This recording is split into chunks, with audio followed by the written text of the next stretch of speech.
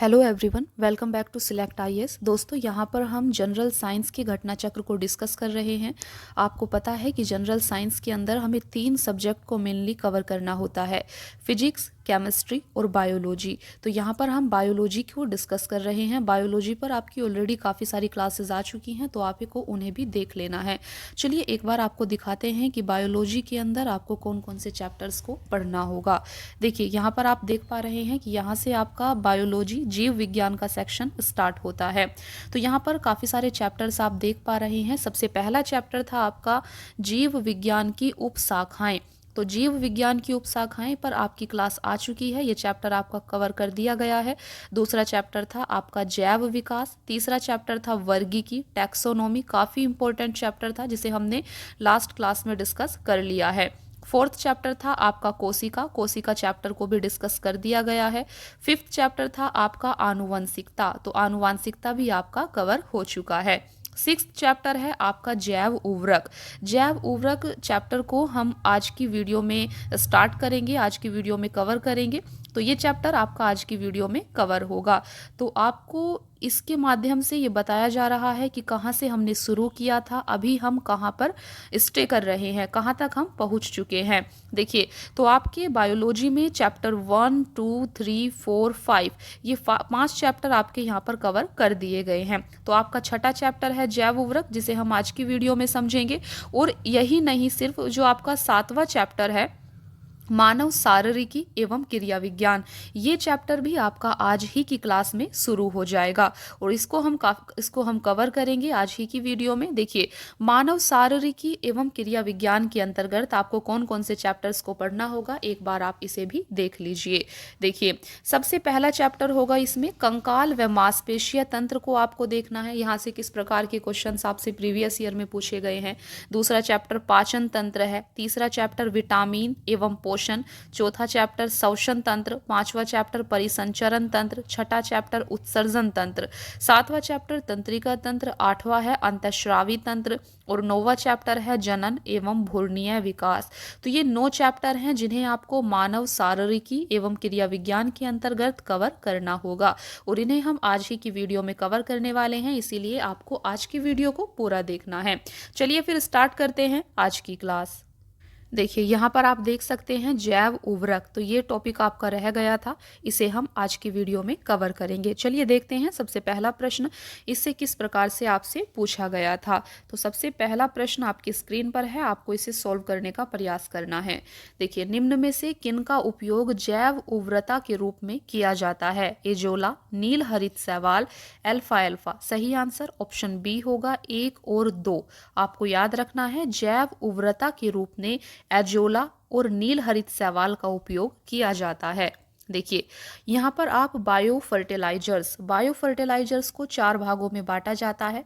एक होता है आपका नाइट्रोजन स्थिरीकरण करने वाले जैव उर्वरक, जिसके अंतर्गत आपका राइजोबियम, एजोटोबैक्टर, एजोस्पिलरम, एसेटोबैक्टर, नील हरित शैवाल और एजोला आते हैं। आपको इन्हें याद रखना है। दूसरा है आपका फास्फोरस घुलाने वाले जैव उर्वरक, जिसके अंतर्गत बैसिलस, स्यूडोमोनास और एस्परजिलस ये सब आते हैं। तीसरा है आपका कंपोस्टिंग एक्सेलरेटर, इसके अंतर्गत सेलुलोटिक और लिग्नोटिक ये सब चीज़ें आती हैं। फोर्थ है आपका पौधों की वृद्धि को प्रोत्साहन करने वाले राइजोबैक्टीरिया, जिसके अंतर्गत स्यूडोमोनास की प्रजाति आती हैं। इस प्रकार नील हरित शैवाल, ब्लू ग्रीन एल्गी और एजोला जैव उर्वरक हैं, जबकि अल्फा एल्फा एक प्रकार का फलीदार पौधा है। दूसरा प्रश्न है, निम्न में से कौन जैव उर्वरक के रूप में उपयोग होता है? सही आंसर ऑप्शन डी होगा, उपरोक्त सभी। राइजोबियम, एजोला और नील हरित शैवाल, इन सभी का उपयोग जैव उर्वरक के रूप में किया जाता है। थर्ड क्वेश्चन है, निम्न में से कौन एक जैव उर्वरक का स्रोत है? सही आंसर ऑप्शन सी होगा, एजोला। एजोला जैव उर्वरक का स्रोत है। फोर्थ क्वेश्चन है, निम्न में से कौन एक जैविक उर्वरक है? सही आंसर होगा एजोला। देखिए, फिफ्थ क्वेश्चन है आपके सामने, निम्न में से ये क्वेश्चन आपका डिलीटेड है, ये विवादित क्वेश्चन है, इसीलिए हम नेक्स्ट क्वेश्चन की तरफ बढ़ेंगे। छठा क्वेश्चन है आपका, निम्न में से कौन सा एक नाइट्रोजन स्थिरीकरण करने वाले जीव नहीं है? सही आंसर ऑप्शन डी होगा, माइकोराइजा। माइकोराइजा नाइट्रोजन स्थिरीकरण करने वाले जीव नहीं है। तो सही आंसर आपका ऑप्शन डी होगा। जबकि नॉस्टॉक, एजोटोबैक्टर और एनाबीना ये आपके नाइट्रोजन स्थिरीकरण करने वाले जीव हैं। माइकोराइजा यह आपका इसमें सम्मिलित नहीं है। देखिए यहाँ पर आप इसे समझ सकते हैं। नॉस्टॉक, एनाबीना, एजोटोबैक्टर नाइट्रोजन स्थिरीकरण करने वाले जीव हैं, जबकि माइकोराइजा नाइट्रोजन स्थिरीकरण नहीं करता। माइकोराइजा उच्च वर्गीय पादपों की जड़ों एवं कवकों के बीच सहजीवी संबंध प्रदर्शित करता है। 7वां क्वेश्चन है आपका, नाइट्रोजन स्थिरीकरण जीवाणु किस पौधे की जड़ के साथ संयोजन करते हैं? सही आंसर ऑप्शन ए होगा, दालें। तो यहाँ पर आप देख सकते हैं नाइट्रोजन स्थिरीकरण जीवाणु दलहनी फसलों, दालों की जड़ों के साथ सहजीवी संयोजन करते हैं। ये वायुमंडलीय नाइट्रोजन का स्थिरीकरण कर उसे अमोनिया में बदलते हैं, जो कि अमोनियम आयनों के रूप में नाइट्रिक कारक जीवाणुओं द्वारा ग्रहण कर नाइट्राइट एवं फिर नाइट्रेट आयनों में परिवर्तित कर दी जाती है, जिसे मृदा के माध्यम से पादप ग्रहण करते हैं। 8वां क्वेश्चन है आपका, पौधों के द्वारा ली जाने वाली नाइट्रोजन का रूप है? सही आंसर ऑप्शन ए होगा, नाइट्रेट। यहाँ पर आप देख सकते हैं पौधों के द्वारा ली जाने वाली नाइट्रोजन का रूप नाइट्रेट है। नाइट्रेट नाइट्रोजन का वह रूप है जो पौधों की वृद्धि और विकास के लिए सर्वाधिक उपयोगी है। यह जल में आसानी से घुल जाता है। 9वां प्रश्न है आपके सामने, पशुओं विशेषतः दुधारू गो के अनुपूरक भोजन के रूप में प्रयुक्त जैव उर्वरक है? सही आंसर ऑप्शन बी होगा, एजोला। देखिए, दुधारू पशुओं पर किए गए प्रयोगों से साबित हुआ है कि जब इन पशुओं को दैनिक आहार के साथ 1.5 से 2 किलोग्राम एजोला प्रतिदिन दिया जाता है तो दुग्ध उत्पादन में 15 से 20% वृद्धि दर्ज की जाती है। 10वां क्वेश्चन है आपका, निम्नांकित में से कौन सुमेलित नहीं है? सही आंसर ऑप्शन डी होगा, एजोटोबैक्टर जैव कीटनाशी। ये आपका सही सुमेलित नहीं है, बाकी सभी यहाँ पर सही सुमेलित हैं। देखिए, सबसे पहला है नील हरित शैवाल, जो कि एक जैव उर्वरक के रूप में कार्य करता है। दूसरा है क्रायोसोपा, माहो नियंत्रण, बायो 902 सरसों का काइक्लोन। ये सभी आपके सही सुमेलित थे। 11वां क्वेश्चन है आपके सामने, निम्नलिखित किस फसल में नील हरित शैवाल मुख्यतः जैव उर्वरक के रूप में प्रयोग होते हैं? सही आंसर ऑप्शन सी होगा, धान की फसल में। देखिए, विभिन्न फसलों में जैव उर्वरक बायो फर्टिलाइजर के रूप में सूक्ष्म जीवों जैसे एजोटोबैक्टर, एजोस्पिरिलम, राइजोबियम, नील हरित शैवाल और फास्फेट सोलुबिलाइजिंग बैक्टीरिया का प्रयोग किया जाता है। ये सभी सूक्ष्म जीव विभिन्न प्रक्रियाओं जैसे नाइट्रोजन निर्धारण, फास्फेट सोल्यूबिलाइजर एवं पौध वृद्धि तत्वों के उत्पादन द्वारा पौधों के वर्धन को प्रोत्साहित करते हैं। नील हरित शैवाल का उपयोग जैव उर्वरक के रूप में नाइट्रोजन आपूर्ति हेतु मुख्यतः धान की फसल में किया जाता है। 12वां क्वेश्चन है, नील हरित शैवाल का उपयोग नाइट्रोजन आपूर्ति हेतु किया जाता है? सही आंसर ऑप्शन सी होगा, धान को। 13वां क्वेश्चन है, निम्न के साथ मिलाने से एजोला एक अच्छा उर्वरक होता है? सही आंसर ऑप्शन ए होगा, नील हरित शैवाल के साथ मिलाने पर। देखिए, यहाँ पर आप देख सकते हैं नील हरित शैवाल साइनोबैक्टीरिया एजोला का सहचारी है और इसे साथ में मिलाने से अच्छी उर्वरकता प्राप्त होती है। नील हरित शैवाल एक अति सूक्ष्म प्रोकैरियोटिक शैवाल साइनोबैक्टीरिया होते हैं, जबकि एजोला एक जलीय फर्न है जिसकी पत्तियों की पृष्ठीय सतह पर पाई जाने वाली गुहिकाओं में रहने वाले जीवाणु एनाबीना एजोली की मदद से यह नाइट्रोजन का स्थिरीकरण कर उपज क्षमता की वृद्धि में सहायक होते हैं। 14वां क्वेश्चन है, एजोला बहुधा जैव उर्वरक के रूप में प्रयोग किया जाता है क्योंकि इसका सहचारी है? सही आंसर ऑप्शन ए होगा, नील हरित शैवाल। आप सभी को पता है कि एजोला का सहचारी नील हरित शैवाल होता है। 15वां क्वेश्चन है, एजोला है एक। तो फ्रेंड्स, इसका सही आंसर ऑप्शन ए होगा, एजोला एक जलीय फर्न है। इसे आप यहाँ पर समझ सकते हैं। देखिए, 16वां प्रश्न है, जलीय फर्न जिसे जैव उर्वरक के रूप में प्रयुक्त किया जाता है वह है? सही आंसर ऑप्शन बी होगा, एजोला। 17 क्वेश्चन है, निम्न में से कौन से सूक्ष्मजीवी जैव उर्वरक के रूप में प्रयोग होते हैं? सही आंसर ऑप्शन ए होगा, साइनोबैक्टीरिया। 18वां क्वेश्चन है, निम्न में से कौन से सूक्ष्मजीव जैव उर्वरक के रूप में प्रयोग होते हैं? सही आंसर ऑप्शन डी है, साइनोबैक्टीरिया। 19वां प्रश्न है, फसलों उत्पादन में नाइट्रोजन उपयोग क्षमता की वृद्धि की जा सकती है। सही आंसर ऑप्शन डी होगा, उपरोक्त सभी के द्वारा। तो फसलों उत्पादन में नाइट्रोजन उपयोग क्षमता की वृद्धि उर्वरक की मात्रा के बार बार प्रयोग द्वारा, नाइट्रोजन अवरोधक के प्रयोग द्वारा, नाइट्रोजन धीरे छोड़ने वाले उर्वरकों के प्रयोग के द्वारा की जा सकती है। यहाँ पर आप देख सकते हैं। 20वां प्रश्न है, सोयाबीन में नाइट्रोजन स्थिरीकरण के लिए जिम्मेदार बैक्टीरिया है। सही आंसर ऑप्शन बी होगा, राइजोबियम जैपोनिकम। तो आपको इसे ध्यान रखना है। देखिए, कुछ बैक्टीरिया एवं नील हरित शैवाल वायुमंडलीय नाइट्रोजन को अमोनिया में अपचयित रिड्यूस करने का कार्य करते हैं। उनमें से कुछ हरे पौधों के साथ सहयोगी और सहजीवी सिम्बायोसिस के रूप में जीवित रहते हैं। लेगुमाचो से ग्रंथित बैक्टीरिया राइजोबियम हैं, जो झुंड विशेष में प्राप्त होते हैं। विभिन्न फसलों में अलग अलग तरह के बैक्टीरिया पाए जाते हैं जो नाइट्रोजन स्थिरीकरण के लिए उत्तरदायी होते हैं। यहाँ पर आप देख सकते हैं सोयाबीन में राइजोबियम जैपोनिकम पाया जाता है, इसे आप थोड़ा ध्यान रखेंगे। नेक्स्ट क्वेश्चन है, खेती में बायोचार का क्या उपयोग है। सही आंसर होगा यहाँ पर आपका ऑप्शन डी। 1, 2, 3 यहाँ पर सभी कथन सही दिए गए हैं। चलिए देखते हैं कि क्या है।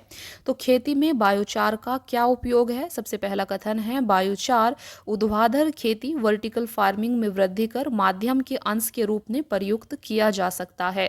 दूसरा कथन है, जब बायोचार वृद्धि कर माध्यम के अंश के रूप में प्रयुक्त किया जाता है तो वह नाइट्रोजन यौगिकीकारी सूक्ष्म जीवों की वृद्धि को बढ़ावा देता है। तीसरा है, जब बायोचार वृद्धिकर माध्यम के अंश के रूप में प्रयुक्त किया जाता है तब वह उस वृद्धिकर माध्यम की जल धारण क्षमता को अधिक लंबे समय तक बनाए रखने में सहायक होता है। तीनों कथन यहाँ पर बायोचार के बारे में सही दिए गए हैं। यहाँ पर आप देख सकते हैं। बायोचार उच्च कार्बन युक्त चारकोल का एक रूप है जो मृदा में प्रयुक्त होता है। इसे प्राय कृषि अपशिष्ट, धान, गेहूं, ज्वार की भूसी, कुकुट अपशिष्ट इत्यादि के पायरोलोसिस द्वारा तैयार किया जाता है। इसके उपयोग से मृदा की उर्वरा शक्ति व जल धारण क्षमता तथा फसल उत्पादकता में वृद्धि होती है। बायोचार पर्यावरण अनुकूल पदार्थ होता है तथा मृदा से ग्रीन हाउस गैसों के उत्सर्जन को कम करने में सहायक होता है। जब बायोचार वृद्धिकर माध्यम के अंश के रूप में प्रयुक्त किया जाता है तो वह नाइट्रोजन यौगिकीकारी सूक्ष्म जीवों की वृद्धि को बढ़ावा देता है। 22वां क्वेश्चन है आपके सामने, इनमें से कौन सा पौधा नाइट्रोजन स्थिरीकरण में सहायक नहीं है। सही आंसर ऑप्शन डी होगा, धान। धान का पौधा नाइट्रोजन स्थिरीकरण में सहायक नहीं है, जबकि चना, मटर और सैम ये नाइट्रोजन स्थिरीकरण में सहायक होते हैं। देखिए, दलहनी फसलों जैसे कि चना, मटर, सैम, अरहर आदि की मूल ग्रंथिकाओं में विभिन्न प्रकार के जीवाणु पाए जाते हैं जो कि नाइट्रोजन स्थिरीकरण में सहायक होते हैं। धान के खेत में प्राय नाइट्रोजन की कमी हो जाती है, जिसकी पूर्ति हेतु मुख्यतः यूरिया, नील हरित शैवाल, एजोला आदि का प्रयोग किया जाता है। 23 क्वेश्चन है, 2, 4, डी है। सही आंसर ऑप्शन डी होगा, एक खरपतवार नाशी। यह एक खरपतवार नाशी है। देखिए, यहाँ पर आप देख सकते हैं। 24 क्वेश्चन है, निम्न में से कौन सा कथन कंपोस्ट के संदर्भ में सही नहीं है। तो आपको बताना है कौन सा सही नहीं है। सही आंसर ऑप्शन सी होगा। ऑप्शन सी कहता है कि गड्ढों में अपशिष्ट पदार्थों की निम्नीकरण प्रक्रिया को केंचुए धीमा कर देते हैं। ये कथन आपका यहाँ पर गलत दिया गया है, बाकी सब सही है। कंपोस्ट के बारे में, इसमें जैव निम्नीकरण कचरे का अपघटन गड्ढे में होता है, सही है। इसमें कार्बनिक पदार्थ और पोषक तत्व अधिक मात्रा में होते हैं, ये भी आपका सही है। निम्नीकृत होने वाले पदार्थों में कृषि अपशिष्ट पदार्थ जैसे पशुओं का मलमूत्र, सब्जियों के अपशिष्ट आदि होते हैं, ये भी आपका यहाँ पर सही दिया गया है। तो फ्रेंड्स, यहाँ से आपका एक न्यू चैप्टर शुरू हो जाता है, मानव शारीरिकी एवं क्रिया विज्ञान। यहाँ से हम मानव शारीरिकी और क्रिया विज्ञान के बारे में पढ़ेंगे, जिसमें पहला चैप्टर है आपका कंकाल व मांसपेशीय तंत्र। तो कंकाल व मांसपेशीय तंत्र से किस प्रकार के प्रीवियस ईयर में क्वेश्चंस पूछे गए हैं, इन्हें हम यहाँ पर कवर करने वाले हैं। चलिए देखते हैं। सबसे पहला प्रश्न है आपके सामने, हमारे शरीर का अधिकतम भार बना होता है अस्थियों का, शारीरिक अंगों का, त्वचा, मांसपेशी व अंगों का या जल का। सही आंसर ऑप्शन डी होगा, जल का। आपको याद रखना है हमारे शरीर का अधिकतम भार जल का बना होता है। यहाँ पर आप इसे समझ सकते हैं। देखिए, हमारे शरीर का अधिकतम भार जल से बना है, जिसमें इसकी मात्रा लगभग 60 से 70% तक पाई जाती है। एक नवजात बच्चे के शरीर में उसके भार का लगभग लगभग 75% भाग जल होता है। एक वयस्क पुरुष के शरीर में उसके भार का 60 से 65%, जबकि वयस्क स्त्री के शरीर में उसके भार का लगभग 55 से 60% भाग जल होता है। यह प्रकृति का सबसे उत्तम विलायक होता है। जीव तंत्रों के अन्य अधिकांश पदार्थ जल में घुले रहते हैं। इस प्रकार कोशिका द्रव्य, ऊतक द्रव्य, रुधिर, प्लाज्मा, मूत्र, स्वेद आदि का आधारभूत तरल जल ही होता है।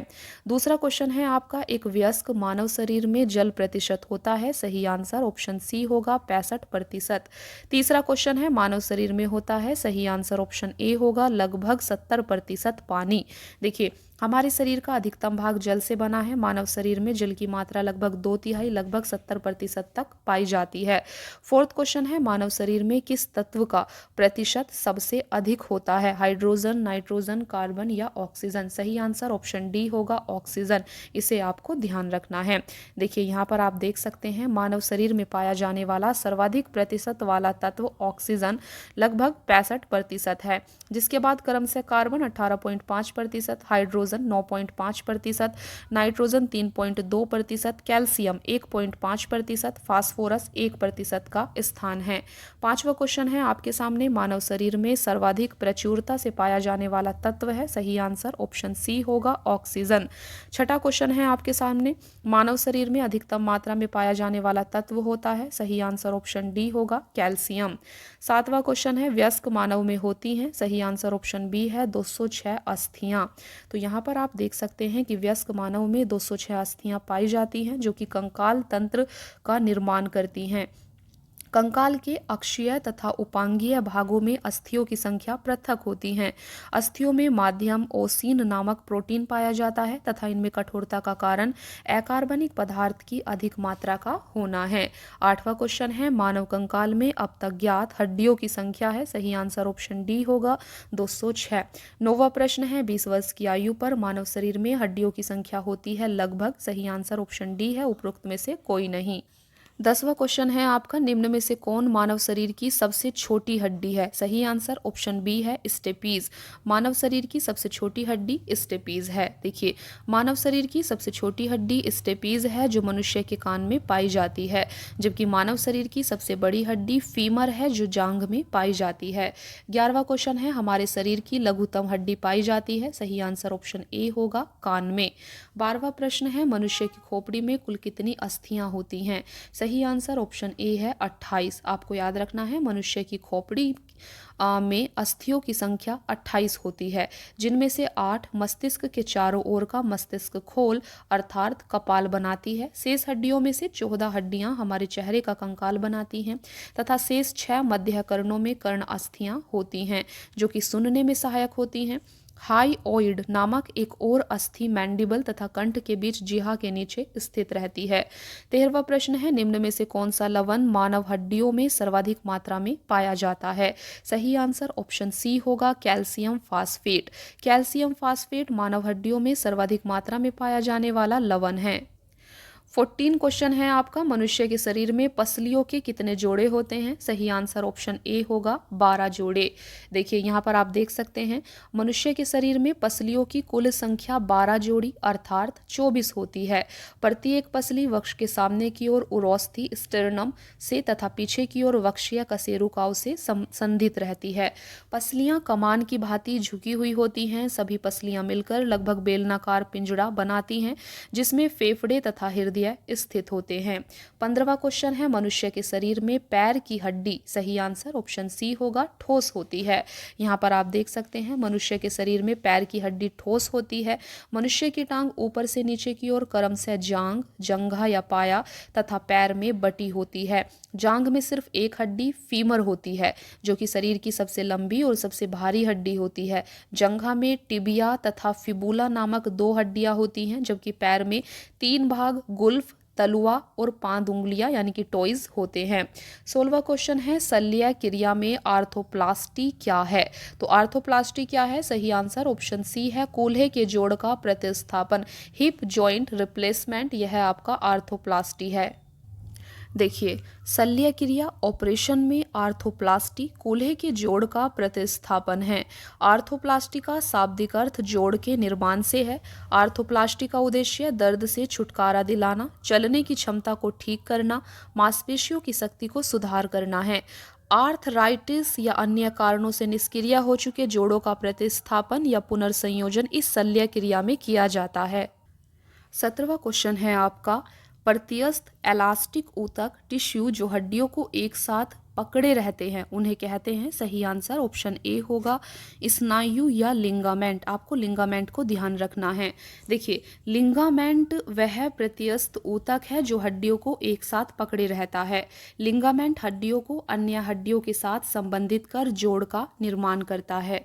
18वां क्वेश्चन है आपके सामने, दांतों पर जमी परतें बनी रहती हैं। सही आंसर ऑप्शन डी होगा भोजन के कण, थूक, मुख अम्ल और बैक्टीरिया से। देखिए, यहाँ पर आप देख सकते हैं दांतों पर जमी परतें भोजन के कण, थूक, मुख अम्ल और बैक्टीरिया से बनी रहती हैं। भोजन उपरांत ठीक से सफाई न होने के कारण भोजन के छोटे छोटे कण दांतों पर चिपके रहते हैं। थूक मुख को सरस बनाए रखने के लिए आवश्यक द्रव है। मुख अम्ल में लार से स्रावित टाइलिन एंजाइम होता है। लार का पीएच मान 7 से कम होने के कारण यह अम्लीय होता है। दांतों की परत के खुरचन का अध्ययन करते समय एंटोनी वॉन ल्यूवेनहॉक ने इसमें बैक्टीरिया की उपस्थिति का पता लगाया था। 19वां क्वेश्चन है, नाखून काटते समय दर्द नहीं होता है क्योंकि। सही आंसर ऑप्शन ए होगा नाखून मृत कोशिकाओं के द्रव्य द्वारा बने रहते हैं जिनमें रक्त संचरण नहीं होता है, तो इसे आप ध्यान रखेंगे। देखिए, यहाँ पर आप देख सकते हैं नाखून बाह्य कंकाल के अंतर्गत आता है जो कि अल्फा क्रेटिन्स से बने होते हैं। इन्हें काटे जाने पर दर्द का आभास नहीं होता क्योंकि ये मृत कोशिकाओं के द्रव्य द्वारा निर्मित होते हैं जिनमें रक्त का संचरण नहीं होता है। 20वां क्वेश्चन है, अस्थि एवं दांत निर्माण हेतु निम्न में से किन की आवश्यकता होती है। चलिए देखते हैं इसका सही आंसर क्या होगा। तो दोस्तों, सही आंसर ऑप्शन डी होगा कैल्शियम और फास्फोरस।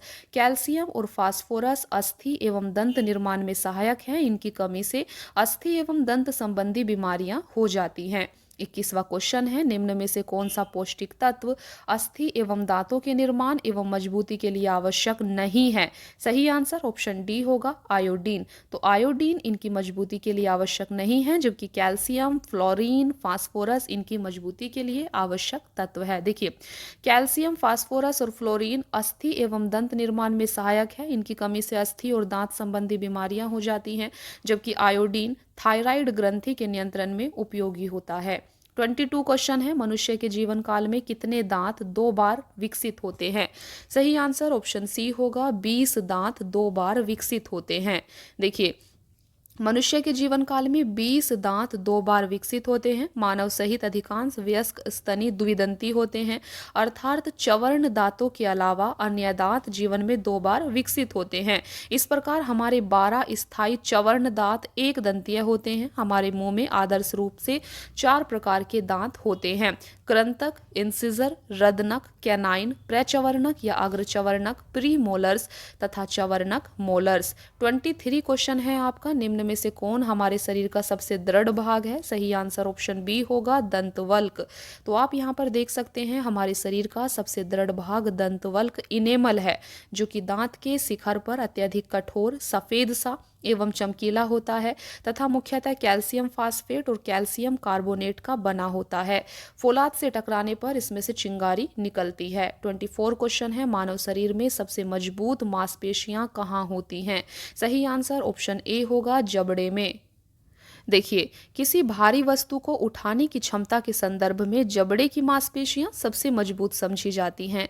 वर्ष 1992 में एक ऐसा ही रिकॉर्ड गिनीज बुक में दर्ज हुआ था। जबड़े की मांसपेशियों द्वारा 975 पाउंड वजन 2 सेकंड तक उठाने का रिकॉर्ड गिनीज बुक में दर्ज है।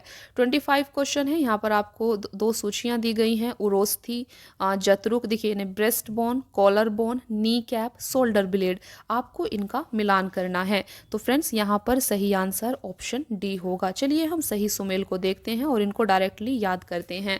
ब्रेस्ट बोन का संबंध होगा आपका स्टर्नम से, कॉलर बोन का संबंध होगा क्लैविकल से, नी कैप का संबंध होगा पटेला से, शोल्डर ब्लेड का संबंध होगा स्कैपुला से। 26 क्वेश्चन है। यहाँ पर आपको एक तरफ अस्थियाँ और ये नाम दिए गए हैं, इन्हें आपको मैच करना है। चलिए देखते हैं, सही आंसर ऑप्शन सी होगा। देखिए यहाँ पर आप देख सकते हैं सेम क्वेश्चन है। ये आपका यहाँ पर ब्रेस्ट बोन आपका मिलेगा 4 यानी कि स्टर्नम से, कॉलर बोन मिलेगा क्लेविकल से, नी कैप मिलेगा पटेला से और शोल्डर ब्लेड स्कैपुला। तो इन्हें आप इस प्रकार से याद रख सकते हैं। चलिए नेक्स्ट देखते हैं। तो फ्रेंड्स यहाँ पर आप देख सकते हैं पहला चैप्टर यहाँ पर आपका समाप्त हो जाता है और अभी आपका जो दूसरा चैप्टर है यह है आपका पाचन तंत्र। तो पाचन तंत्र से संबंधित किस प्रकार के क्वेश्चंस आपसे प्रीवियस ईयर में पूछे गए हैं, इन्हें हम नेक्स्ट क्लास में डिस्कस करेंगे। ये सीरीज़ आपकी जारी रहेगी। यहाँ पर हम पूरे घटना चक्र को काफ़ी अच्छे से डिस्कस करेंगे। इसके अलावा करंट अफेयर की क्लास भी आपकी आ रही हैं और उन सभी की प्लेलिस्ट इसी चैनल पर बना दी गई है। तो प्लेलिस्ट को आप एक बार जाकर ज़रूर देखें। प्लेलिस्ट में आपको सभी वीडियोस इजीली मिल जाएंगी। चलिए फिर आज की क्लास में इतना ही, मिलते हैं फिर नेक्स्ट क्लास में। Thank you so much friends for watching the class. Keep watching, please like share and subscribe. Thank you.